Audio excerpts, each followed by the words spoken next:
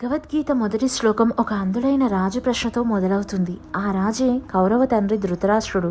ఈరోజు ఈ పాత్ర జీవితం మొత్తం సింపుల్గా తెలుసుకుందాం. హస్తినాపుర రాజు విచిత్ర వైద్యుడు మరణించిన తర్వాత వ్యాస మహర్షి నియోగ విధానంలో అంబిక గర్భంలో పుట్టాడు ధృతరాష్ట్రుడు.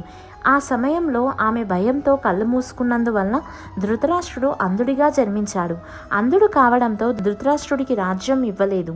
తమ్ముడు పాండుడు రాజయ్యాడు. పాండుడు మరణించిన తర్వాత పాండవులు చిన్నవాళ్ళు కావడంతో ధృతరాష్ట్రుడే రాజ్యాన్ని నిర్వహించాడు. ధృతరాష్ట్రుడి భార్య గాంధారి భర్త అంధుడని తెలిసి తాను జీవితాంతం కళ్ళకు గుడ్డ కట్టుకుంది. ఇది ఆమె చేసిన గొప్ప త్యాగానికి ప్రతీక. గాంధారి గర్భం చాలా కాలం గడిచినా ఫలితం లేకపోవడంతో కోపంతో గర్భాన్ని నేల కొట్టింది. వ్యాస మహర్షి ఆ గర్భాన్ని 100 ముక్కలుగా చేసి మట్టి కుండల్లో పెంచారు. అలా పుట్టారు 100 మంది కౌరవులు, ఒక కుమార్తె దుశ్శల. అందులో పెద్దవాడు దుర్యోధనుడు.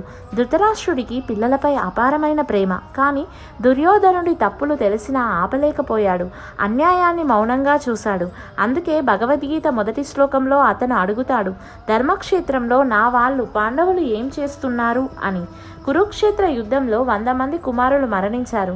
గాంధారి దుఃఖంతో మునిగిపోయింది. ధృతరాష్ట్రుడు పశ్చాత్తాపంతో మిగిలిపోయాడు.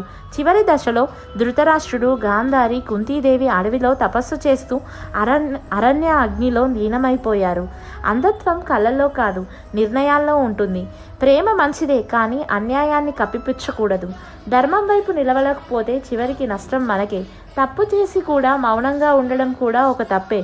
ఇదే ధృతరాష్ట్రుడి జీవితం మనకు నేర్పించే పాఠం. హరే కృష్ణ.